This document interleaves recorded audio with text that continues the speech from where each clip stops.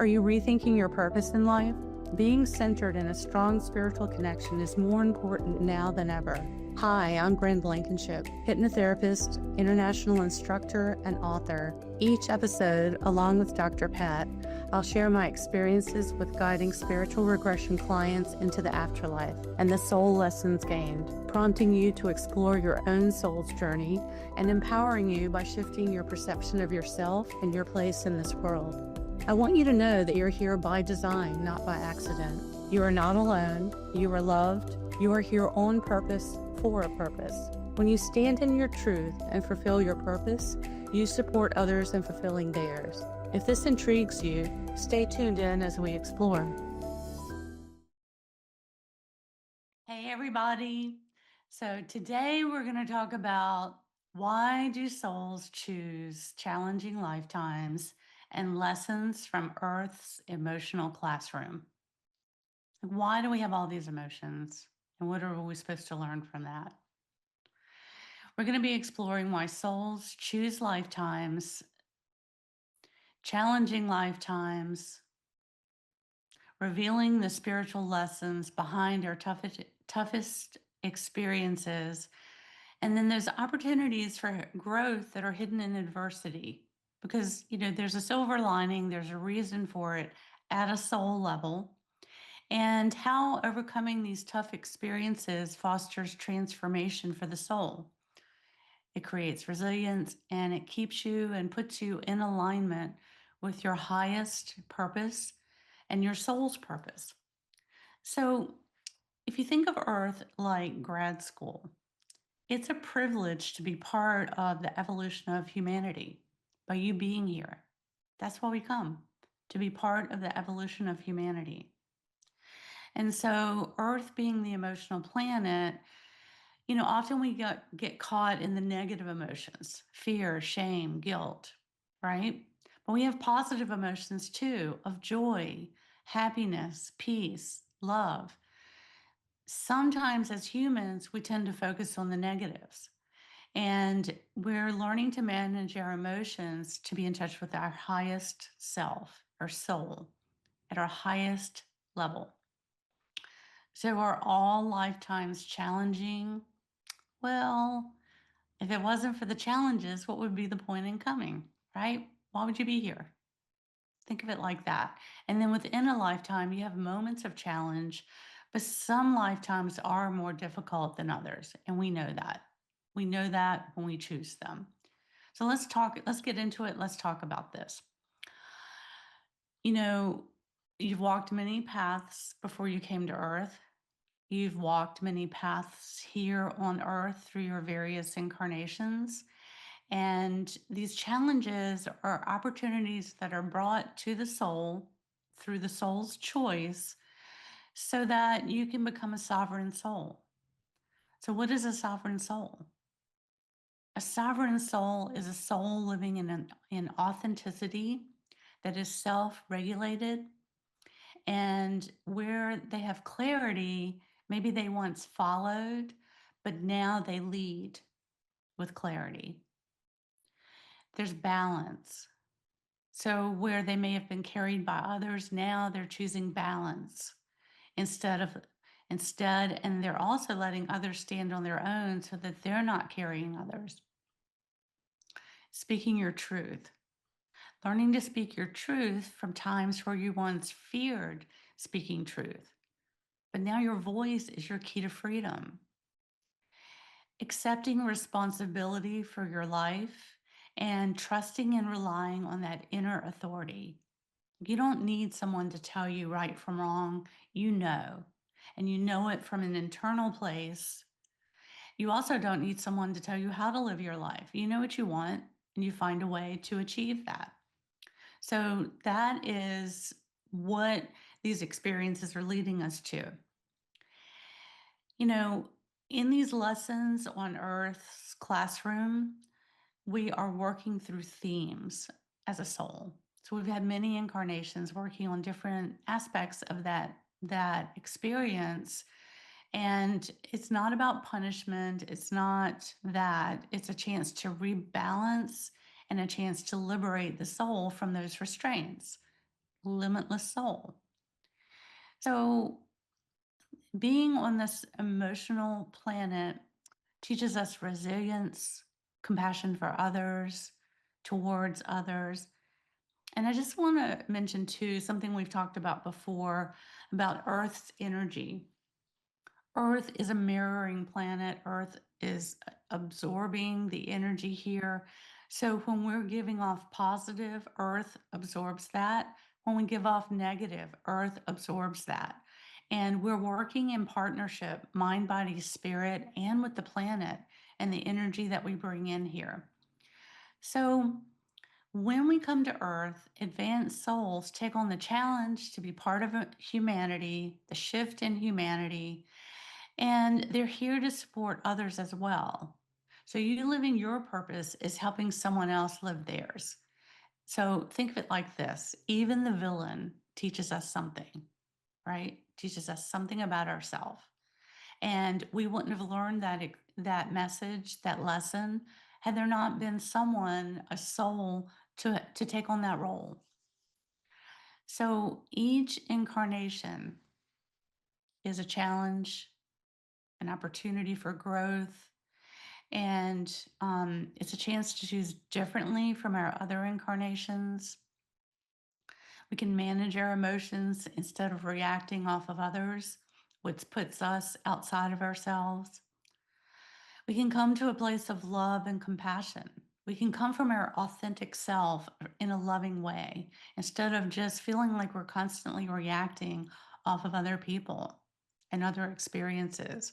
And it's a way to maintain peace in the midst of chaos.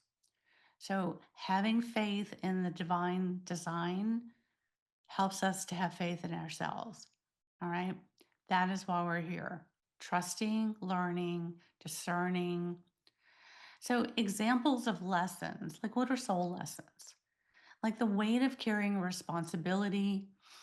And you may have had a lifetime where you carried wisdom, but you didn't have the opportunity to act on it. Learning about boundaries, karmic relationships with others and self. So, learning about boundaries with others by having them imposed on us, imposing our boundaries on other people. All of those perspectives help us in learning and our soul's growth. So, these most difficult lives, those are where your soul has chosen the deepest growth, not as karma, but as a chance to develop strength. So, there's resilience, compassion, discernment, the courage to speak up, the courage to risk again. These are soul lessons. These are what you learn. This is what a soul learns through these challenges. Others take on roles to support that growth. And when this is complete, they move on, and we do too. That's why people come and go in our lives. It's meant to be that way. And it can be painful when they leave, or it can be painful for them when we leave, or both at the same time. That's the lesson. And learning to grow from that and through that helps us to be stronger in our own abilities as a soul and to trust. So that's what we mean about supporting them as they support our purpose and support us with ours. And it's not about suffering. Think of it more as rebalancing. Think of it as refinement, like polishing the many facets of the soul and allowing the light to shine through. So if there's a block in the facets of your soul, think about getting in there and polishing it off through the experience and then the growth that takes place. And then your soul shines even brighter after that experience, after they heal through it. And it gives them the opportunity to shine even more brightly. So we learn through, think of it too as learning through restriction and through flow, through heaviness and through expansion. Each of these experiences is a cycle, and we learn on both sides of that. So we're not meant to repeat the same pain in each lifetime. You're meant to recognize it, unhook from it by doing it differently. And then you have the experience of the different perspectives, right? So we never flow, the same river never flows twice. Well, we never have the same exact experience twice, but we can have the essence of it, and we can have the opportunity to choose a different path or a different choice in how we manage it, how we handle it. And then with these lifetimes of experience, the soul gains wisdom that is reviewed with their spirit guides when we transition after death. And during that life review, this shapes our soul colors, it shapes our energetic signature. And this is carried forward into our future incarnations, depending on what we need to learn and what's next and what's in store for us. And we choose that with the assistance of our guides, our soul advisory council, and then we have support from our spiritual team. So Earth as grad school for souls is where we bring skills from other lives, even on other planets, into this one. And it's not reliving the difficulty, it's completing the lesson. When you've worked through a theme through many, many lifetimes, it's a chance to complete the lesson. And then you move on to something else. So let's talk about some examples of themes that we experience in lifetimes. All right. So we could have the healer, the healer who couldn't heal themselves and through overgiving and self-sacrifice, or the silenced mystic who has suppressed intuition, who is punished for their spiritual gifts, or who is hiding their truth. We might have the lone warrior who has strength through isolation, survival, a lack of emotional support. So they have to learn to stand on their own. The devoted caretaker who has a duty to herself.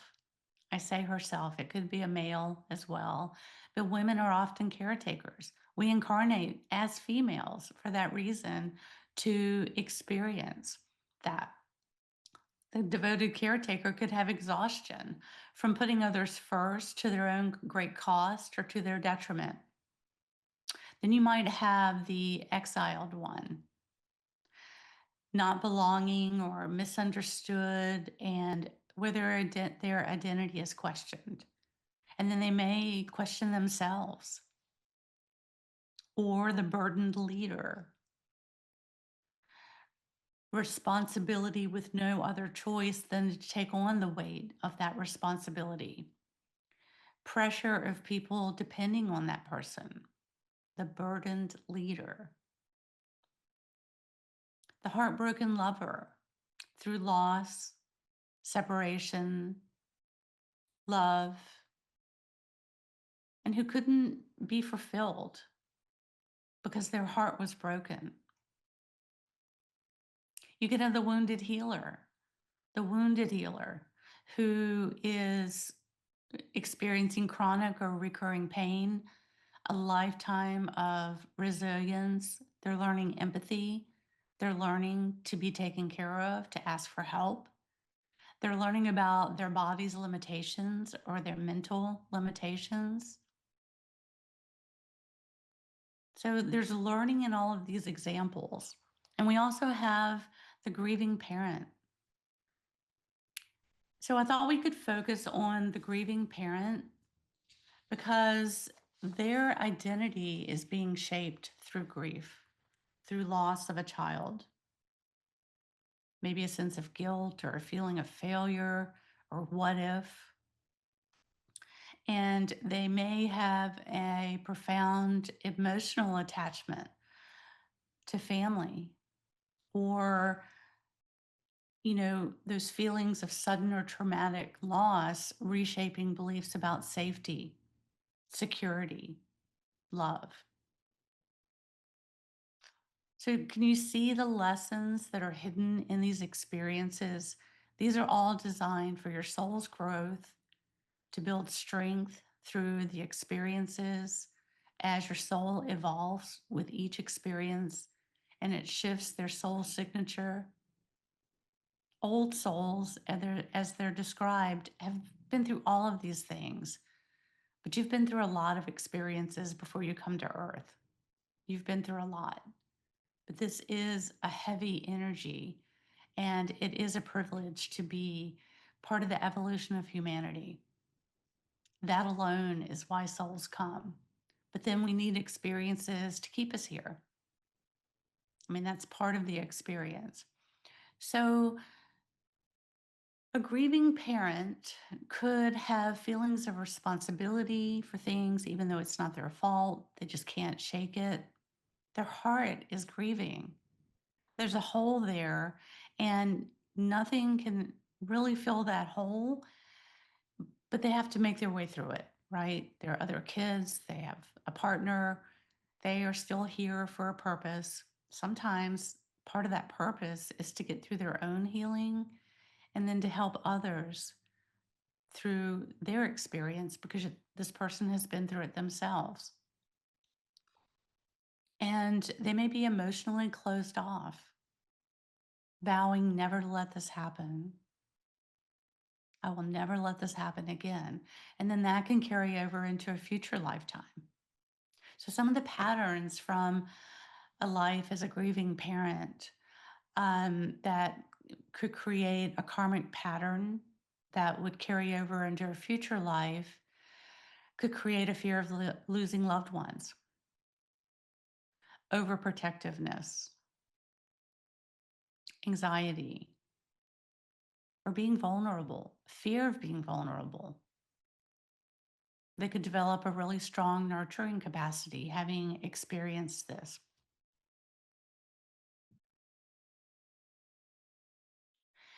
They could have a protective intuition, a very strong sense of intuition. They might have a deep, profound connection to children. You know, that nurturing side of them helps them connect to and look out for children. They could also feel fragile because of those experiences in the past life where they lost a child.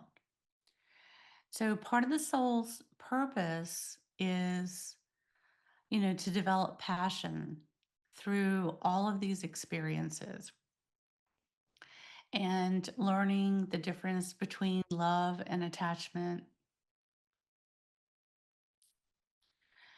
transforming wisdom through the grief into healing energy, like I said, to help themselves through it.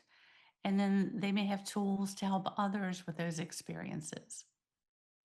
I had a client that she was grieving the loss of her husband. And in fact, she just had a birthday. And she came to me and I helped her with that. But she knew she was at a place that she knew she had time. It wasn't time for her to leave. And she wanted to use that to coach others, like a grief coach. And so she went on to do that. And what she doesn't realize is that that helped me when years later I had to deal with my husband leaving before me, and just everything that I had to work through. And I really leaned on that experience of working with her and just remembering her resilience, you know, just the way she looked at things and other people in my life, other clients that I've had, the way they looked at things when they were suffering that loss of that love, that deep and profound love. And when you can get through that, then they can still come through and connect.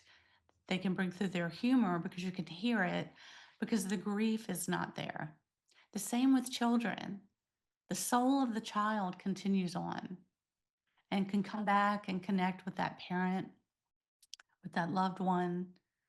And hopefully that loved one can get to a place where they can feel the love that their child has for them and they're not overcome with so much grief that they can't feel the love and feel the joy and the beautiful moments that they had with their child, right? Because we get caught up in the negatives. And all of these things carry over into future lifetimes until we can work through it. and then we're done with it, there's a sense of completion. So, understanding the limits of control, that could be something that we're learning in a lifetime. And then accepting those things that are beyond our control. That comes through grief, that comes through other circumstances, that comes through loss. There are just some things that are beyond our control, and we're meant to experience that as souls. So, if you had a lifetime of grief as the grieving parent, what would be the balancing lifetime to that? Something that's like a joyful, creative one that balances out a lifetime by having a life of abundance and creation and not experiencing loss. So there's not that fear, and a successful nurturing and a love that thrives without loss. You could have a life as a giver without guarding against loss. You could have love without fear of bracing for pain. If you've been through pain, then you would you could block yourself through those experiences. We all know people that are closed off that way, or that just don't want to take another risk. They're just closed off, their heart is shut down. And an opposing lifetime would be the opposite feeling of that, and not limiting themselves out of fear of loss. A natural, safe, expansive attachment, a natural, expansive rather than a heaviness and a closed offness, right?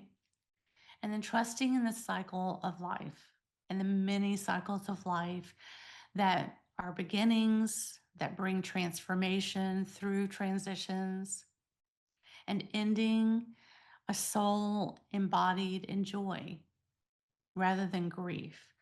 So when we're embodied in grief, that heaviness is the opposite of a soul embodied in joy and light and buoyancy and happiness. And so, not all lifetimes are challenging that way. We may have a series of them, but then we will create for ourselves what our soul needs, and we will experience the positive ones to balance out that path that we've been walking on, whatever the lesson is, so that we have a feeling of fulfillment and success and completion, and teaching the soul through joy without that overabundance of caution, so that we can restore trust, so we can live a life of trust, living in alignment with the soul's purpose. So there's a natural flow that moves through us. We feel it within us, and we don't feel restricted. We don't feel heavy. We don't feel that loss. So that would be the opposing, balancing lifetime to a lifetime of grieving. And we have all of these different experiences within us that we've experienced. And then what we carry forward are the pieces that we're still working with. That's why some things are done, they're completed. We don't need to relive every lifetime. Been there, done that, completed it, finished that course, got your master's in that, and then you're moving on to the next level, to the next theme and series of lifetimes that you're working through.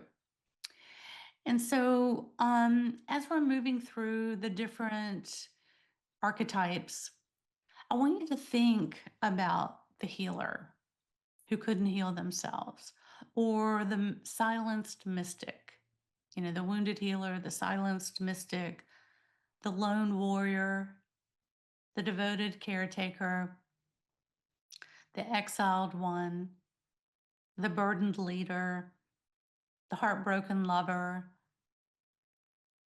the grieving parent. And these are just a few of many. I was just trying to identify some of the client sessions and things that I've worked with. This is just a few of many. But as you're reflecting back on today's show, which one of these archetypes is more active in you right now. This is a clue to the theme that your soul is working on. This is what you're working with. So just think about that. And I want to thank you. Thank you for tuning in to the Afterlife Teacher. I'm Bryn Blankinship. Soul Lessons bringing you full circle. And you can follow me on Facebook, Instagram, LinkedIn at Bryn Blankinship Author. And sign up for my newsletter at brynblankinship.com. And you can also take hypnosis certification and take the Hypnotic Pathway to Purpose. In 2026, we have upcoming trainings. And I just want to thank you for being here. And you are here by design, not by accident. It's not random that you're here. You're here on purpose, for a purpose. All souls are part of that divine plan. You've been listening to Afterlife Teacher, Soul Lessons bringing you full circle with Bryn Blankinship and Dr. Pat. Tune into Transformation Talk Radio for more discussions of the soul's journey across different lifetimes and soul lessons gained, helping you to consider the deeper reason you are here. Bryn shares her wisdom spanning 20 years of guiding spiritual regression clients into the afterlife and connecting them with their spiritual team and soul's purpose to bring them full circle, helping you gain insight into your own soul's purpose while supporting others in fulfilling theirs. Living in partnership with your soul, with less worry and greater trust, you can be in divine flow and thrive. For more information on becoming a certified hypnotherapist and regressionist and assisting with the global transformation taking place, visit brynblankinship.com.